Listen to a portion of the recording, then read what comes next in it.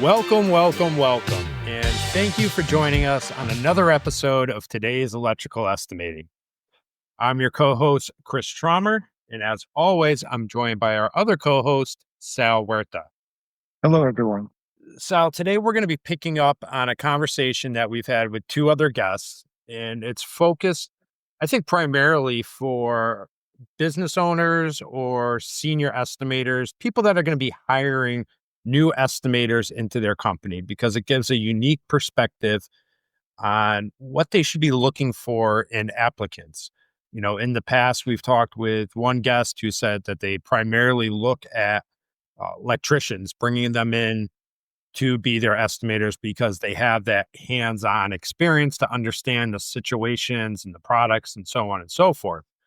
And we've talked to another guest who said that they bring people in based off a skill set they have, and then they train them on the estimating program that they have. So two sort of complete different ways of going about it. And I think Nick comes in right in the middle.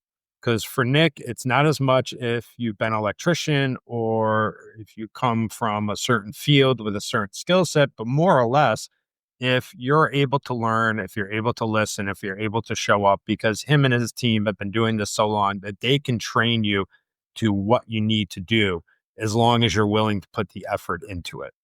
So I think the way to break it down is no habits versus like bad habits.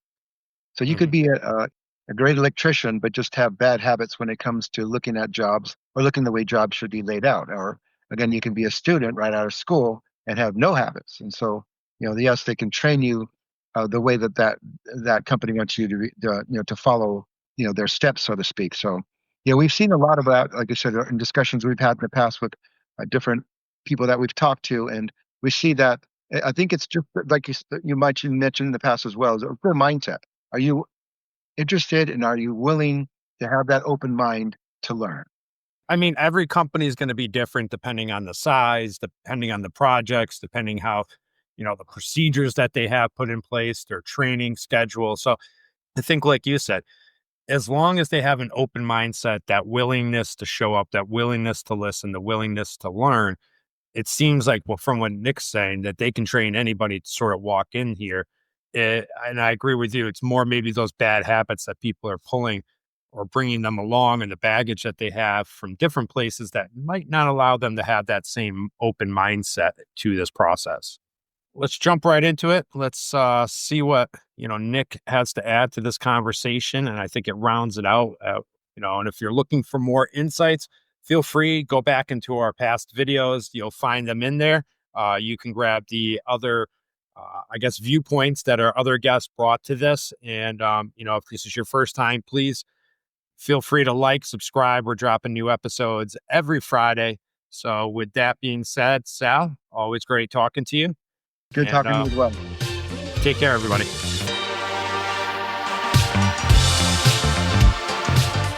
There's been some talk here and there about the impact of estimating software on skill set required for electrical estimators. Me and Sal have talked to other estimators who are been in the industry 30, 40 years at this point, started out when it's been pen and paper in the past.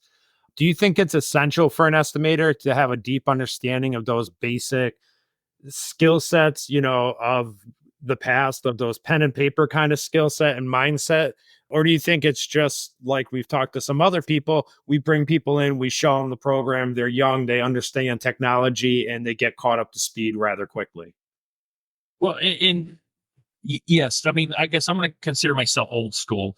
I mean, I started out drafting, and I don't go back on that, but you had to lay out your drawings area, and that's where if you set it clone square and level when you start out, then you know what you're doing. So yes, I'm a firm believer. Starting out by hand, we do a little project, counting it with some highlighters, right? I'm like childish, but that's how we started. That's how we used to do it 7 years ago. Okay, we got on skin stuff now. So then it's like, okay, you know how to do this. Now, how do you go price it?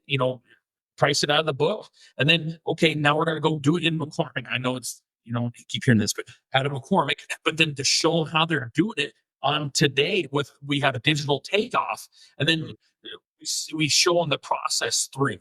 And so it's like I say you start with dirt, and then you're going to build a high rise, if that makes sense. Oh, it does. We Well, about, Go ahead. so let me follow a quick follow up on that. Nick, is in your opinion, is it having an electrician who is out in the field come in and to train as an estimator better than an intern from a college coming in to learn? Well, okay, so Sal, I mean, it's funny you hit on that because we have this conversation all the time. Like I said, I'm in corporate estimating here. We got 9 estimators. We could train anybody. We like to do it that way. And to hit on your point, you got electricians that come in.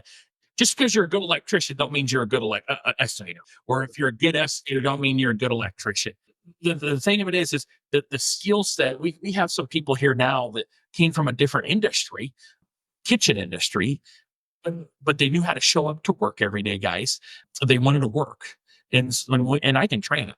And I guess I don't think this answers your question, but sometimes the electricians come in thinking they know everything, and they want to like beat their chest, which is good. I mean, you need them electricians, but they sometimes when they come in, they're like, "Oh, I gotta be an estimator," and it's like, "All right, come to my class," because I just had 2 in my last class, and they come in and they're like, "Oh, I don't need to be here. You know, estimators don't do nothing." Well, okay, so we go through this 2-week class, and then they're just I talked to them on that Friday before we go home. I said, "What do you guys think?" They're like, I appreciate estimators a lot more.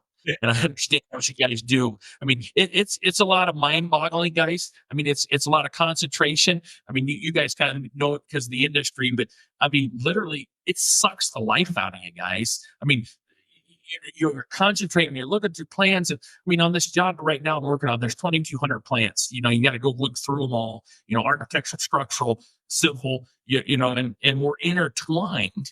And it's just like, I go home at nighttime and I'm just like, oh my gosh, right? But I mean, but I love it. It's challenging for me. It warms my heart and it makes me proud when these guys out here, you know, they've been through my class and we work together and, you know, I oversee these jobs, but, you know, so you got 9 people. And when you come together and complete the puzzle, that's self-satisfaction to me. And Commonwealth. I mean, I believe Commonwealth, obviously, Sal, you know that I've been around forever. So it seems like it's not as much what your past was, but what your mindset is and what your ability is to learn a new skill set and transfer the skills that you had prior into this skill set. So not as much, hey, I was an electrician or I was, you know, Correct. a dishwasher or this or that, but hey, I have the mindset to learn. I have certain skills or maybe personality traits that can, you know, roll over well into Yeah. this field. And I have an open mindset to learn from the people teaching me. Yeah. And you're right, Chris. I mean, it's, you know, we have our youngest guy's what, 22, and we have a guy that's what, 55. It's kind of neat to have them work together. I mean, let's be honest, guys. I think COVID messed up the world, right? Mhm. During COVID, we didn't miss a beat. We came to work every day. You know, people not wanting to work. I mean, not getting people to show up. I mean, I don't know where you guys live at, but we have a hard time just getting people to show up for an interview, guys. I mean, it's so sad because you know they have these interviews. We had supposed to have free interviews with some people last week, and 2 of them didn't even show up.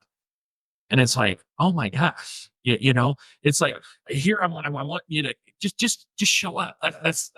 That's half the battle, guys. And I'll train you. You know, and it's like I tell some of these young guys, I'm like, hey, it's not hard work, guys. It's just doing it.